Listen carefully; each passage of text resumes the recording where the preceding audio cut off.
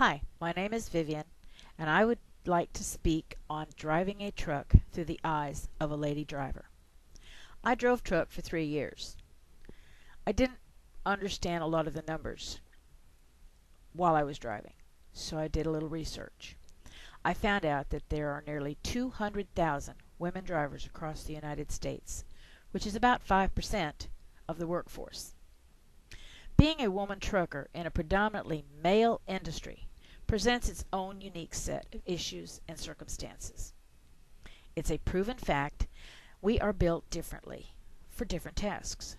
As a woman in the workforce, we already know that physically we are the weaker sex. Unless a woman works out, she has only a percentage of the physical strength that a man has. A woman also has to be safety conscious, some say more than a man, keeping her doors locked at all times, having a privacy curtain for around the windshield when she's parked. And I would add, having a porta potty. A lady driver should also have a basic understanding of mechanics. We were taught how to adjust brakes in driving school, and then we were told, don't use it. Call road service. We've all seen the big truck, 18-wheeler, whatever we want to call it, driving down the road. The true name is tractor trailer. Among the things that differentiate a tractor from a truck is the fifth wheel. This allows the tractor to pull a semi-trailer while supporting its front end.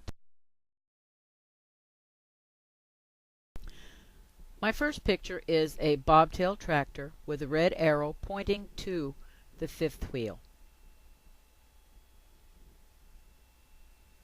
This picture is a different angle of a fifth wheel, and the red arrow is pointing to the slot that the kingpin actually fits into. This is a tractor. The red arrow is pointing at the kingpin. Very, very small.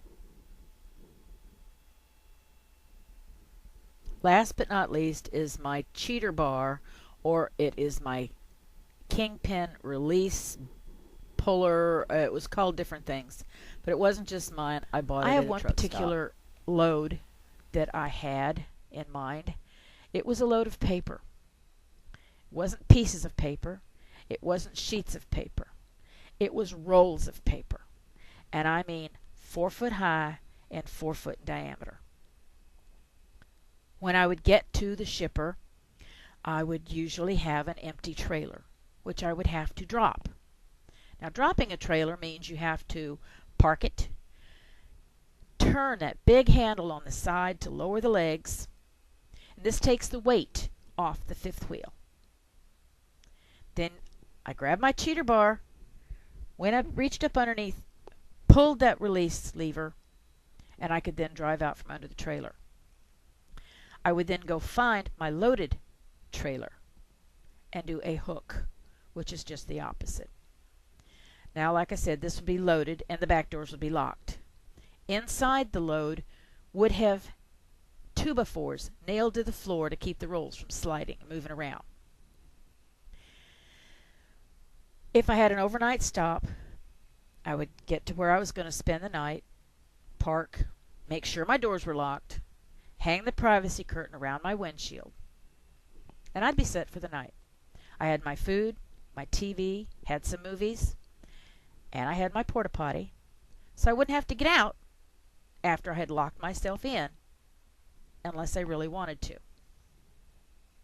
When I arrived at the receiver, I would then drop that trailer. I would then go inside and get my papers signed. This one particular load is so memorable because I got to watch them make paper plates. Paper plates. Okay. It was a paper punch so huge that it stamped 4 different sections of paper plates. They would have 3 or 4 rolls of paper on the side where it would unroll all together, and it would slam down, chunk, and cut the paper plates. Now, when you go to the store and you get the stack of plates and you're trying to pull them apart, they were punched out together. That's why they're hard to pull apart. Now, in conclusion, As a former lady trucker, I want to applaud the women who are out there driving trucks. But I, for one, want to add that's a man's job, and I'm glad I'm no longer there. Thank you very much.